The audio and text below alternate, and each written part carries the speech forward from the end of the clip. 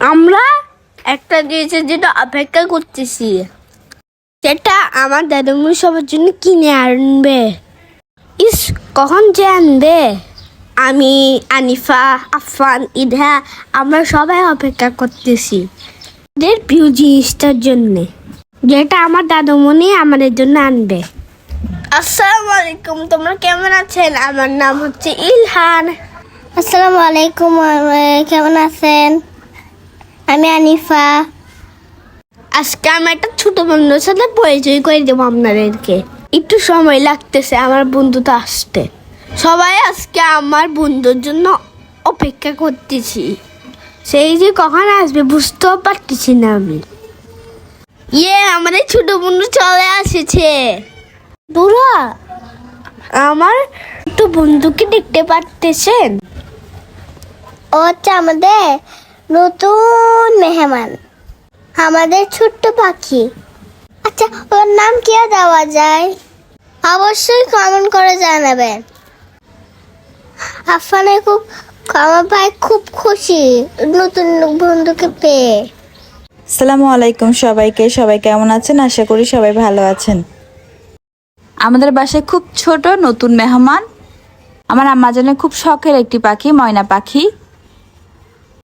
তো বাচ্চাটা এখনো অনেক ছোট, বাচ্চাটা এখনো খাবার খেতে পারে না নিজে নিজে। তো ওটাকে খাবার খাওয়াচ্ছি, দেখে মাশাআল্লাহ অনেক সুন্দর লাগছে। এবং পাখিটা মাশাআল্লাহ অনেক কিউট। আমার ছেলে মেয়ে, আমার ভাইয়ার ছেলে মেয়ে সবাই অনেক খুশি পাখিটা পেয়ে। আর আমার মেয়ে বলছে পাখিটার নাম কি দেওয়া যায় আম্মু বলো তো। আচ্ছা আপনারাই বলেন পাখিটার নাম কি দেওয়া যায়। আর আমাদের এই ময়না পাখিটা তার উজ্জ্বল কালো পালক আর হলুদ ঠোঁটের জন্য খুব সহজে দৃষ্টি আকর্ষণ করছে। ময়না পাখির সবচাইতে আকর্ষণীয় বৈশিষ্ট্য হচ্ছে তাদের কথা বলার ক্ষমতা। তারা বিভিন্ন শব্দ এবং মানুষের কণ্ঠ সুন্দরভাবে নকল করতে পারে। আর এই ময়না পাখিগুলো নাকি খুব সহজে তাদের মালিকের সাথে বন্ধুত্বপূর্ণ সম্পর্ক গড়ে তোলে। আর এই পাশে আমার হাজব্যান্ডকে দেখেন, আমার হাজব্যান্ডও পাখির সাথে কথা বলছে। আর এদিকে আমার মেয়েও ঘুম থেকে ওঠার সাথে সাথে পাখি নিয়ে বসে গিয়েছে। হ্যালো ছোট বন্ধু, আমাদের বাসায় তোমার স্বাগতম। আজ থেকে এই মিষ্টি পাখিটি আমাদের পরিবারের অংশ। আর এই ছোট্ট সদস্যকে পেয়ে আমার বাচ্চারা অনেক খুশি। আমাদের বাসায় নতুন সদস্য, সে কিন্তু খুব দ্রুত আমার বাচ্চাদের সাথে মিশে যাচ্ছে।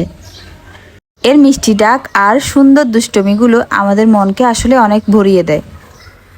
আমার বাচ্চারা খুশি তো আমি খুশি। আর ওরা ভাই বোনের খুনসুটি দুষ্টামি তো চলতেই থাকবে। তো আজ এ পর্যন্ত, সবাই ভালো থাকবেন, সুস্থ থাকবেন।